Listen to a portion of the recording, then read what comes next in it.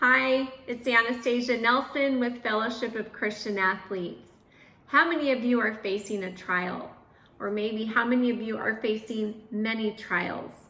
Well, I'm here today to tell you about the scripture in James, chapter 1, verses 2 through 4. And James tells us, "Consider it all joy, my brothers, when you encounter various trials, knowing that the testing of your faith produces endurance. And let endurance have its perfect result, that you may be perfect and complete, lacking in nothing." Well, I want to tell you about a trial recently that Pup and I went through. We were presented with an opportunity to sell our home. And so as we started this process, an inspector came and went under our house and was looking at all the pipes and such and found 2 leaks under our kitchen. One of those 2 leaks had done quite a bit of damage. And so we were so grateful that this was found, because had it not been found, it could have caused incredibly extensive damage to our home. But we were able to fix it and repair it, thankfully, sold our home, and we've now been living here for about a month. But I want to tell you that during 3 weeks of time trying to resolve the issue of this leak, we had multiple different companies in our home. We had mold, we had asbestos, we had floors torn out, parts of our wall removed. It was a mess. And there were days that we did not know how this was going to get resolved. And through this trial, Pup and myself, just daily, even multiple times throughout the day, found ourselves getting on the floor and just kneeling and praying and just raising our hands and saying, "God, we give this to you, because this is so much bigger than us." And even in the midst of it, really trusting God that number one, He is faithful, and that He was not going to leave us or forsake us in the middle of that trial. We also learned that we could do that without grumbling or complaining. When there were days that we didn't know how it was going to get done, who was going to be able to come and help us fix one of the issues that had to be taken care of, it was many, many trials going through those 3 weeks of trying to sell our home. And so this was a scripture that Pup and I really turned to and held on to in that time.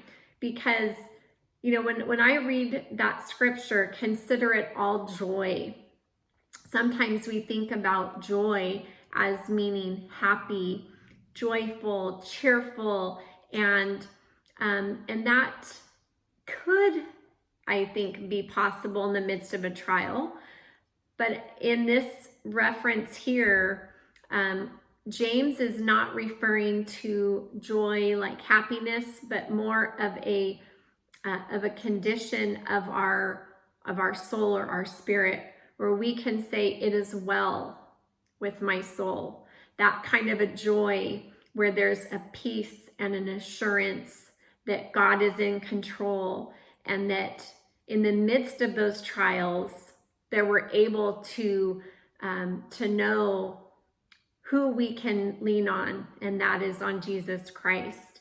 And so today, I just want to encourage you, those of you that are going through a trial, those of you that are maybe facing many trials. And believe me, I realize that the trial that we went through, for us, it was really a lot. But I know that that is just not compared to a lot of the trials that you might be facing today. There could be some of you today listening that are dealing with depression or anxiety. Some of you that maybe your parents have just separated or have just gone through a divorce. Maybe there's a loved one that you have just lost. that has passed away unexpectedly, or maybe even that you've known about, that maybe there's been a loss of a friendship, maybe there's unforgiveness. There's many things today that I know are going on.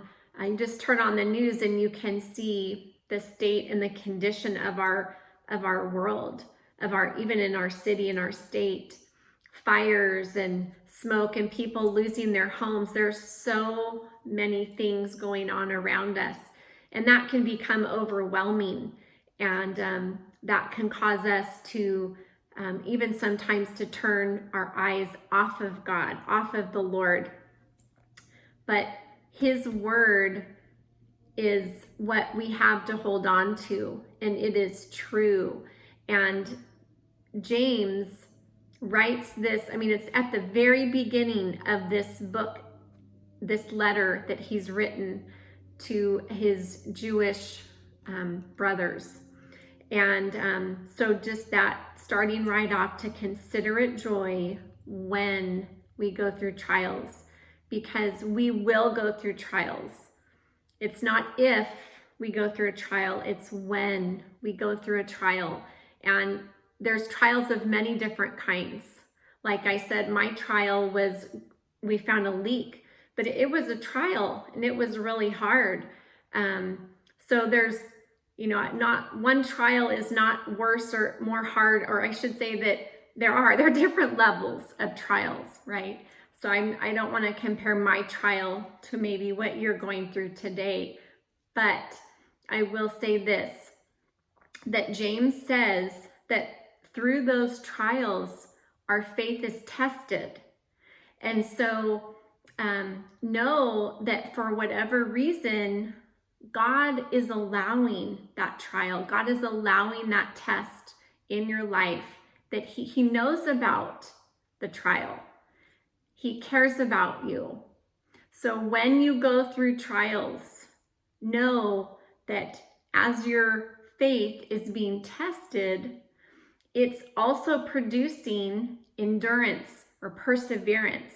And as athletes, I know that you know a lot about perseverance and endurance, because when you're training, it's put to the test, right? Your body is being pushed to the limit. So just the same way in our lives, when we are faced with these different trials that come our way and test our faith, it is going to be producing in you and in me that perseverance and that endurance. And it's saying here that when that endurance has its perfect result, what that means is we are going to be complete, lacking nothing. And so today, I hope that you can look at the trial or trials that you are facing. Maybe you aren't facing any trials right now, and that's a wonderful thing, but trials will come. And so when they do, my prayer for you is that you take this advice that James is giving us, that you would allow that testing of your faith to produce endurance, to trust God, to have that place of joy, of that peace, knowing that God is with you and God is for you, and God isn't going to leave you in the midst of that trial or that testing of your faith. He's going to be with you all along the way, so you just need to trust Him. So pray a blessing over you, and we'll talk to you later.